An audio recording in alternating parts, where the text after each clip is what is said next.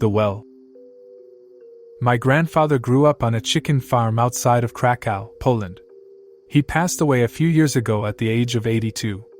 A few days before his passing on, due to an aggressive form of stomach cancer, he sat me down next to him in his old rocking chair and said in his familiar Polish accent, "After I took the boat to New York, I promised to leave this story behind."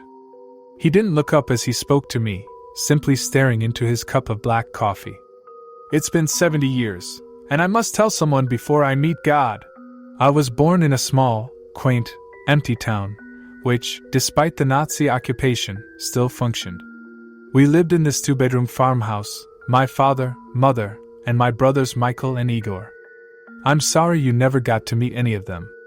Anyway, Michael and Igor were twins, identical twins actually, and we had heard rumors of the Nazi fascination with identical twins.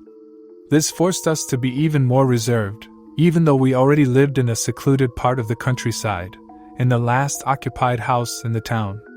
In order to avoid going into the occupied towns, we basically ate only chicken and eggs for every meal, and whatever else Mama could gather from the garden. It was lonely, but we survived. The thing that was most difficult for me was the fact I had to sleep in the basement. Due to Michelle and Igor being toddlers, they required my father and mother's attention. The basement was cold, with only a small window, and the moonlight was the only light I got. Because of this, I always delayed going down there until I was absolutely exhausted, so I wouldn't have to lie there awake. On the nights that I couldn't manage to sleep, I would look out of the window, which gave me a small view of the garden and the large, abandoned water well. This was my daily activity throughout those lonely war-torn nights. In general, it was boring and uneventful, but occasionally I would catch a glimpse of a family, or even just a man, or two lovers, sneaking their way through our garden up to our front door.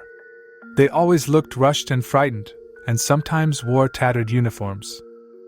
What would follow were horrible sounds of banging and pleadings for whoever lived there to open up, followed by an argument between my father and mother over whether we should let them in. He moved in the chair to adjust himself. "You see, son, we didn't know it. Well, at least I didn't, that we lived fairly close to the Auschwitz concentration camp, and that those people were escapees." "Well, did your father let them in?" I asked impatiently. "No," he said. "It would have been a death sentence for them as well as for us. The Nazis didn't like Poles, but they tolerated us, and it was easier to hide Michelle or Igor than an entire family. My father did what he had to do in order to keep his family alive. As the war went on, fewer and fewer people began showing up in the middle of the night. That's about the time our chicken and vegetables began to disappear. Losing our only supply of food would not have been tolerable, and at that point, my father suspected it was the escapees, so he built a fence around our property. Despite this, the chickens continued to disappear. They weren't killed, they were simply gone. Just vanished from their cages and pens. One night, I decided to stay up myself in order to see if I could find out the answer. I battled my tiredness until the wee hours of the morning, and despite the poor lighting and rain, I caught a glimpse of what seemed to be a human figure run across the garden. I rushed upstairs to tell my father, and he ran outside with a knife, the best home defense weapon we could afford, but we found nothing. No one. The next day we did find something, though. Footprints. Leading from the chicken cages to the water well. They were made in the wet mud from the rain, and they were of bare feet. No shoes. No socks. Just feet. My father had mercy on the man who was trying to find refuge and left him a note, indicating that he had 2 days to leave and then he would begin to seal the well. I waited impatiently for my grandfather to tell me about the fate of the man. The following night, I got the idea to take a blanket down the well to the man since winter was creeping in. I waited until my parents were asleep and I snuck outside. I shouted something friendly down the well, indicating to the poor man that my intentions were benign, and I began my descent, clinging hand and foot to the pegs attached to the stones. As I neared the bottom I smelled something absolutely horrific, and I pulled my father's flashlight from my pocket to try and shine it on the man. It was then I came to the realization of just how large the well was, having been used to supply water for the entire town and its families in the past. Families which no longer remained. But I found no man, only a hole. A gap in the stone, where the wall of the well had collapsed, opening up to some type of crevice only 2 meters wide and 3 meters deep and tall. Inside sat not a man, but an entire family, of which only a single skeleton-like creature survived. The light reflected off of its sunken eyes and gray skin. Blood covered its face, and chicken carcasses were strewn everywhere. A pile of decomposing poultry beside a woman, and what I suspected had been her son and daughter, children who couldn't have been much more than 5 years old. And they seemed to have been dead for weeks. The man, if he even could be called that, just gazed at the light, and I stared back, incapable of breaking his stare.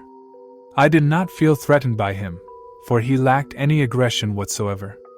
He simply crouched motionlessly, without a sound, next to the putrefying bodies of his loved ones and the chickens that must have been his source of water, as their meat was uneaten. He was empty, devoid of whatever in us makes us human. He should have realized the members of his family had died long ago, but he was still bringing food for their corpses. He couldn't accept it. He did finally turn his head, though, when I shone the light back onto the corpse of his daughter. He stared at her, and then sat down closer to her, and continued his vigil. "You can leave now," I said to him.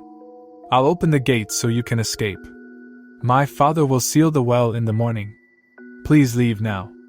My young voice and advice seemed to have no effect on him. At that moment I decided it would be better for me to just climb back up the well and leave, and hope the man would follow and escape. As I began my climb, I shone the light on him one final time. "What did you see, Grandpa?" I shuddered. I saw a tear fall from his eye. He had become a man once again. He was only able to break free from the delusion after seeing the body of his daughter, which had until that time been obscured by the darkness. He realized then that he had been bringing food not to his family, but to corpses. That night it rained again, but in the morning when my father returned to seal the well, I found no footprints leading out of it.